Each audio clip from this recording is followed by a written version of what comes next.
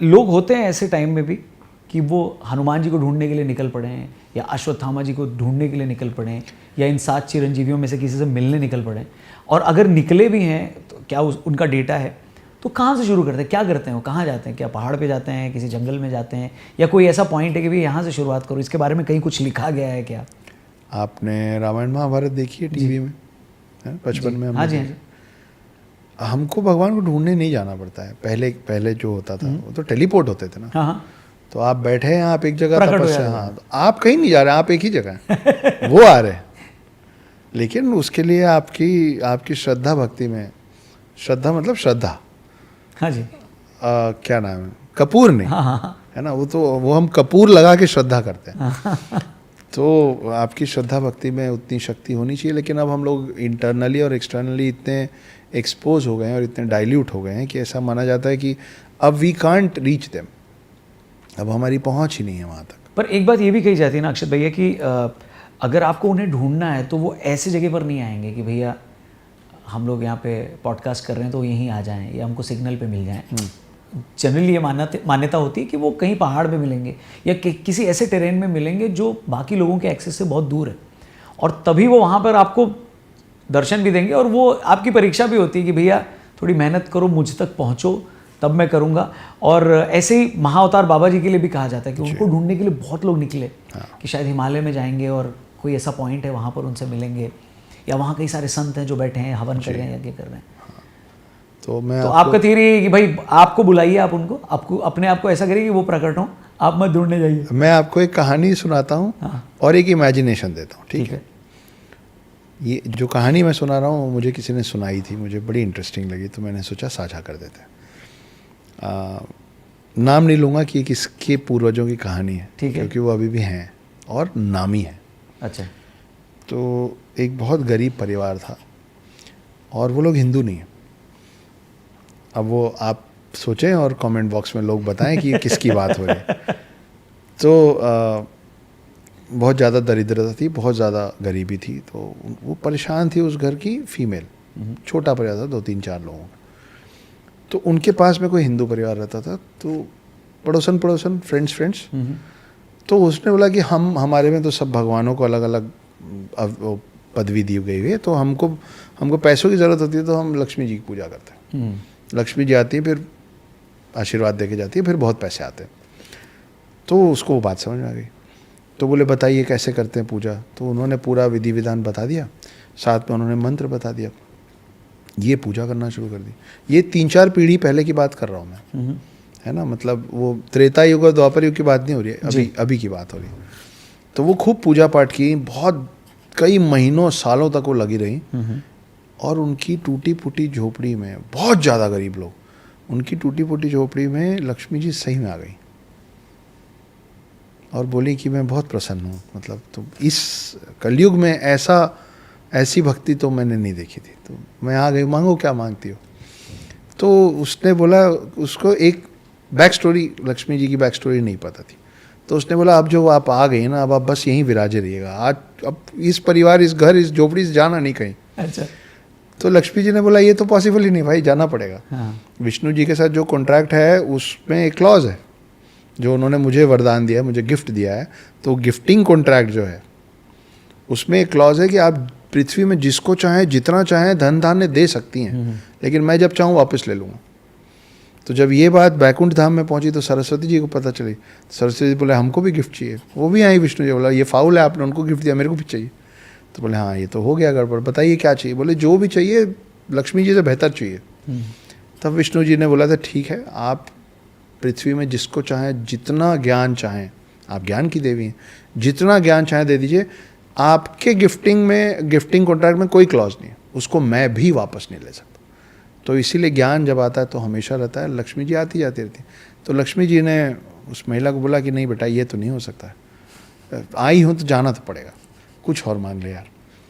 तो थोड़ी देर वो लेडी सोची और बोली ठीक है मैं आपको एक गिलास पानी पिलाना चाहती हूँ अपने हाथों से। जब तक मैं पानी ला के अपने हाथों से आपको ना पिलाऊँ तब तक आप नहीं जाएंगे। अच्छा। तो बोली ठीक है। बोली मैं आती हूँ कुएं से पानी लेके। वो कुएं में जाके कूद गई, वो कभी लौटी ही नहीं, लक्ष्मी जी फंस गई।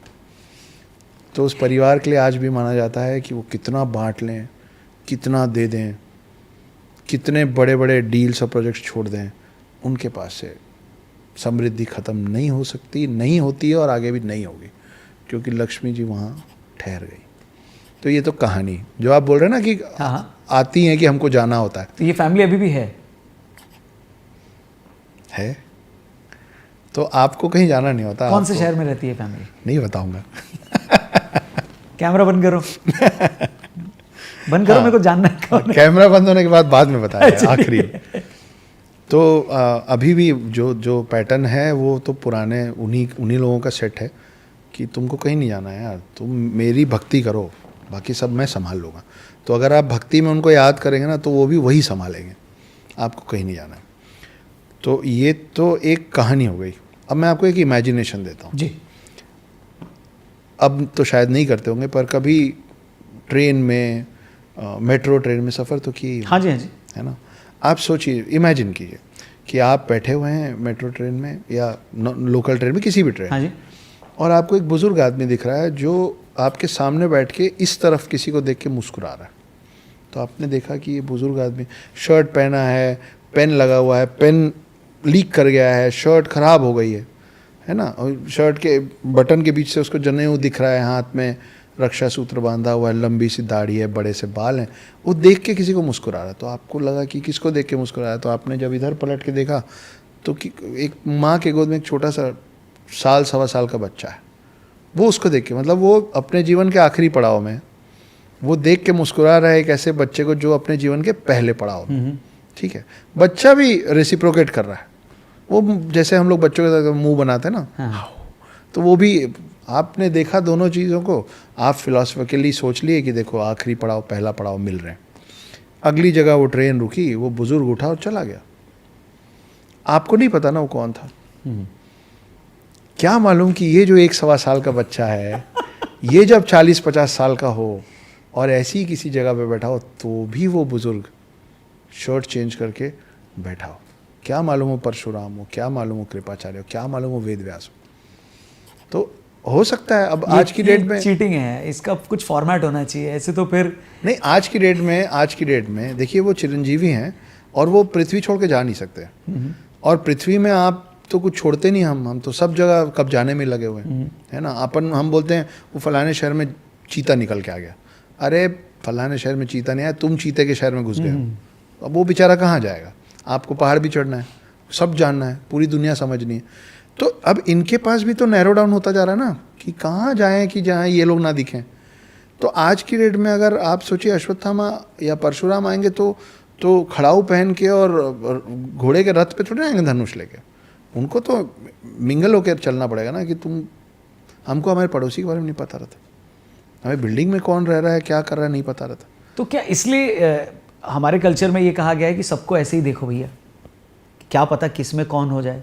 सच है, ये भी तो बोला गया है कि हर 24 घंटे में आपके ज़ुबान पे एक बार सरस्वती बैठती है, इसीलिए कभी अशुभ मत बोलो किसी के लिए, क्या मालूम लग जाए। इसीलिए बोला जाता है कि कभी ये मत बोला करो कि अगर मैं मर गया तो, अरे उसी समय बैठ गए तो निकल लोगे तुम। तो हम लोगों की बहुत सारी मान्यताएं हैं और सब मान्यताओं के पीछे उसके तर्क वितर्क हैं। हमने हर जानवर को कोई ना कोई भगवान से जोड़ रखा है। आप सोचिए जब आदमी मांस खाता था, आज भी खाता है, लेकिन जब पहले सिर्फ मांस खाता था और शिकार करता था, आज तक हाथी कैसे बचे हुए। सोचिए कि एक कबीला 100 लोगों का एक कबीला, एक हाथी को मार लेंगे तो 2-4-5 दिन का खाना तो उनका निपट जाएगा ना। वो 100 खरगोश मारते थे लेकिन वो एक हाथी को नहीं मारते थे। हाथी न छुप सकता है न तेज भाग सकता है, हाथी का शिकार करना सबसे ज़्यादा आसान, फिर भी हाथी फल फूल रहे हैं क्योंकि आपने उनको गणेश जी से जोड़ दिया। एक डर बना दिया कि अगर हाथी को नुकसान पहुंचा सीधे गणेश जी को गुस्सा आएगा। गणेश जी को गुस्सा है, गणेश जी के पप्पा हैं शिव जी, सोचो तुम्हारी क्या दुर्गति होगी। वो अभी भी बचे हुए। आपने खरगोश को नहीं जोड़ा, आपने चूहे को जोड़ दिया क्योंकि चूहे इंसानी लोगों के बीच में रहते हैं। आपने गाय को जोड़ दिया, आपने बैल को नंदी बना दिया। तो आपने हर जानवर से अपने आप को इस तरीके से जोड़ दिया है और हर जानवर को एक भगवान से जोड़ दिया है कि वो सुरक्षित रहे। लॉजिकल लोग तो हम हैं ही। बेचारा मुर्गा और बकरी ये देख के कितना परेशान है। बहुत हमको क्यों नहीं जोड़ा बे? बहुत, हमसे क्या गलती हो गई? हमसे क्या गलती होगी माई बाप? बकरे को जोड़ा है वैसे। हाँ, जब सती अच्छा। शिव जी की जो समकक्ष थी सती, जब उन्होंने आत्मदाह कर लिया था, क्योंकि राजा दक्ष ने शिव का तिरस्कार कर दिया था। तो राजा दक्ष कौन थे? मानस पुत्र थे, मतलब ब्रह्मा जी के पुत्र थे। तो गुस्से से शिव जी ने अपनी जटा का एक बाल तोड़ के ज़मीन में पटका था, और तब उनका अवतार निकला था वीरभद्र, जो गया था और राजा दक्ष मतलब शिव जी के ससुर, उनका गला काट दिया था गुस्से में। फिर बाद में सारे भगवानों ने उनको समझाया, तो फिर राजा दक्ष, जैसे गणेश जी को हाथी का चेहरा दिया गया था ना गला काटने के बाद, वैसे राजा दक्ष को बकरे का चेहरा मिला था।